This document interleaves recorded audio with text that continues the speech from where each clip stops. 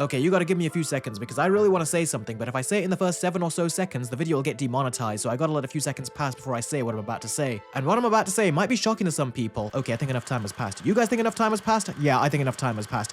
This kid is a dumb little bastard, isn't he? Really, I hate seeing kids this f***ing stupid. This happened in the movie Us as well. People always excuse this stupidity by saying they're kids do dumb things, but no, not this dumb. Because kids might be oblivious, but do you know what else they are? Scared. In particular, kids are afraid of being alone and they're scared of the dark. And I can tell you that because that's what I was like as a kid. And I would never have done what this kid did. The same with many other kids. So why Hollywood keeps trying to make these kids leave their parents, wander off on their own, and then get into trouble is beyond me. It just feels like a forced way to get them into trouble and set up some kind of horror scenario. It even made me not give a damn when the director of the It movies, Andy Muschietti, made a cameo. And this dumb kid sees a creepy old man, and rather than walk away, he actually walks towards him. I mean, that's the whole point of It taking the form of Pennywise, to attract young kids and get them to come over. But when you have kids this stupid, it defeats the purpose of it. He doesn't even need the Pennywise disguise if kids are this stupid. And this dumb little shit then decided to run into the woods even though the girl tells him not to.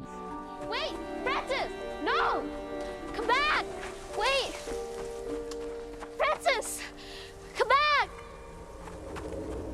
And then acts all scared when he's in there. So this episode had a really stupid start. The rest of the episode was good though. No, really. Not only was the rest of the episode a lot of fun, but it's actually my favorite episode of the season so far. This has to be the best paced episode of the series, and they open up the Stephen King world even further. I already told you about Dick from The Shining, but now they even mentioned Shawshank Prison, which is a direct reference to The Shawshank Redemption, another one of King's books. I really like how they are referencing more of Stephen King's world. I'd be interested to see what other references they make. Heck, I might have even missed a couple without even noticing, but these are cool Easter eggs to really flesh out this world. Also, our two new kids, Will and Rich, have officially joined Lily and Ronnie, and it was at this point I realized that this show is doing a really good job at developing a new group of kids and giving us a new team, and they all work well together. The kids tried to bring Pennywise out with some kind of ritual, and it was clear that this kid was full of shit from the get-go, and surprise, surprise, he was. Making up all this mumbo-jumbo? Come on, monsters, ghosts, it's all mumbo-jumbo. So you still don't believe me? I believe you believe it.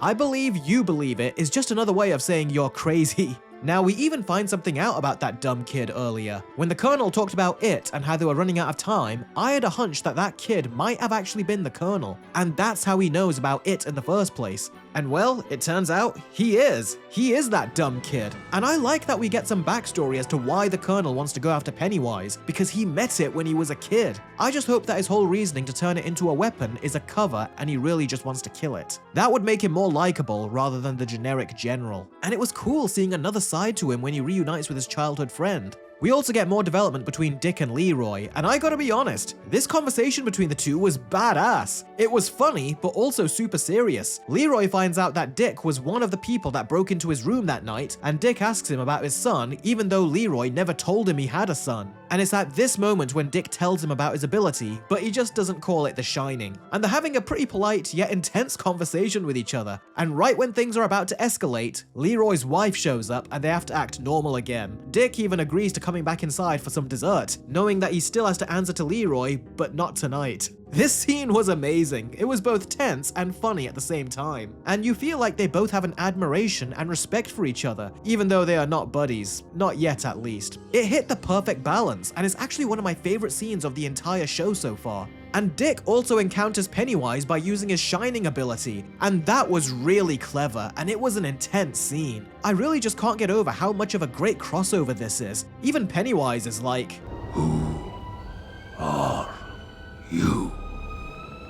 And now, Pennywise is aware that they are looking for him. This really was another amazing scene. Who would have thought that It and The Shining would make for an amazing crossover? The kids also try to get themselves some proof of It's existence. And as fun as the scene was, I gotta say, the CGI was pretty bad here. The green screen was so obvious. The same with the CGI chase in the opening. Now, the effects weren't great in the first two episodes, but they were still good, and I was more than happy with them. But now, they are starting to look really cheap.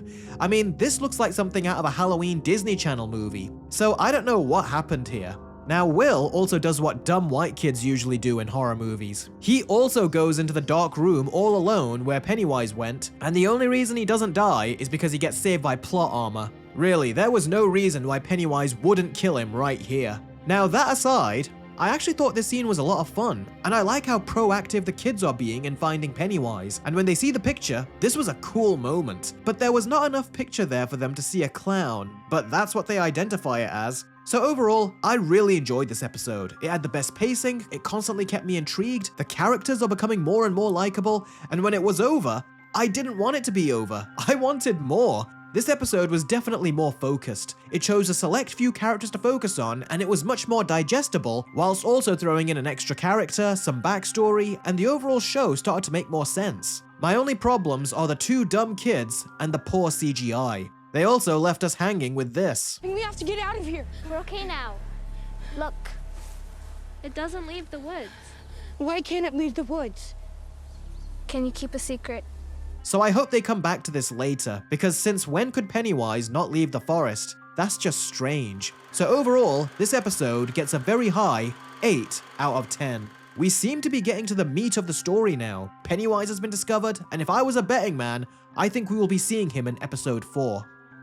Okay, so now you know why I am not a betting man, because I would have lost. Turns out we don't get Pennywise in this episode. The most we see is his silhouette. This is kind of concerning. I mean, I'm keeping my patience, but we are halfway through the season now, and no Bill Skarsgård is Pennywise. I hope we see a good amount of him before the season is over. I would be very curious to know how many days Bill Skarsgård was shooting for, because it seems like they are being very sparing with him. That aside, this was another good episode. It opens with the kids handing in their proof to the police, and the ghost kids they captured are not in the pictures anymore. That's strange. Was Pennywise manipulating the pictures now or something? Or did he just manipulate the pictures when they were processing them? They do point Pennywise out in one photo, but the police are just as unimpressed with this picture as I was. So this doesn't look good for the kids, especially Lily, who has a reputation for being nuts. They then talk about why Pennywise didn't kill them at the cemetery, and it's like the writers of this show are directly answering my complaints about the plot armor surrounding Will. They say that Pennywise is using fear to season his meat.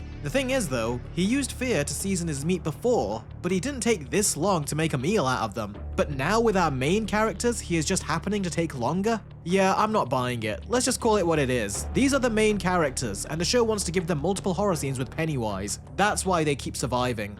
Now, I'm gonna make a prediction here. I have a sneaky suspicion that this woman Lily keeps talking to is Pennywise. Think about it. Lily is the only one that interacts with her. Not only is she listening to Lily when she's talking about the weird stuff going on in Derry, but she is also nice and very encouraging, saying that Lily should continue to uncover what's going on. This doesn't seem normal for the adults in Maine, and I have a strong feeling that this is Pennywise in disguise. Just watch this scene again and you'll notice that something seems off. Now, a lot of this episode is about Will's parents. In a surprising turn, Will tells his mother everything that has happened and what him and his friends are up to. This causes her to try to speak to Ronnie's father in prison, who turns out can't explain his alibi because he was having a relationship with a white woman, something that was illegal back in the 60s. And if he confesses to that, he is dead, so he finds himself caught between a white woman and a hard place. Now, it was at this point where I thought Will should tell his father about Pennywise, because not only is his father unknowingly hunting Pennywise, but he is also starting to see some weird shit himself. And I thought that if Will told him, he might get a little mad at first, but he will ultimately believe his son, and then be extra motivated to capture this thing. And again, it's like the show read my mind. He takes Will fishing to spend some time with him, he leaves for a bit, which I found to be a generic horror setup, and not only did it show up, but Will's father actually got back in time and he believed his son, especially after he saw the claw marks on his hand. And this causes Leroy to confront Dick about all of this. Helena, what the hell are we actually looking for? What is it? This is excellent stuff. We are finally getting some good and smart adult characters who are actually aware of Pennywise. And they got to it so quickly. Usually horror stories would stretch this out with a bunch of nonsensical drama of the father not trusting his son and being mad at him for telling tall tales. But here, they abandon all of that and just get straight to the father trusting his son. And he has seen that red balloon twice now in one episode, right after his son was involved in a terrifying incident. So the writing here was really strong. We also have Dick using his shining abilities on Jamaican Jacob here, and he does this so he can learn about what it is. And this was some of the most forced expository exposition I have ever seen. I don't have a problem with this exposition, but I have a problem with the way they did it. I mean, all they had to do was have Dick go into Jamaican Jacob's mind and revisit the time his auntie first told him about Pennywise. But instead, she tells him to tell her the story so she can see if he still remembers it. That was just dumb. So dumb, it's brilliant. No! It's just dumb. So we get the backstory of Pennywise, and it was fine. I honestly thought it was just kind of ridiculous, and it was the kind of ridiculousness where you can tell that Stephen King was on substances again. And the terrible way in which they told this exposition was just so distracting the entire time I was watching. Now, the mean girls seem to have planned a prank on Lily and are getting Marge to draw her in using their friendship. And Marge, both surprisingly and unsurprisingly, goes along with it. Now, she does start to feel bad about it later and was actually going to confess. And then we get the main horror set piece of the episode. Pennywise convinces Marge that these worms she saw in class that go into a snail's eyes are growing out of her eyes, and this looked painful. And while she tries to cut them off, Lily tries to help and convince her that this is all in her head and is not real. And the whole time you're just on edge thinking, well, if these aren't real, then what is she really cutting off? And you're just dreading the answer. And by the time Lily tries to stop her, all the kids walk in and see this.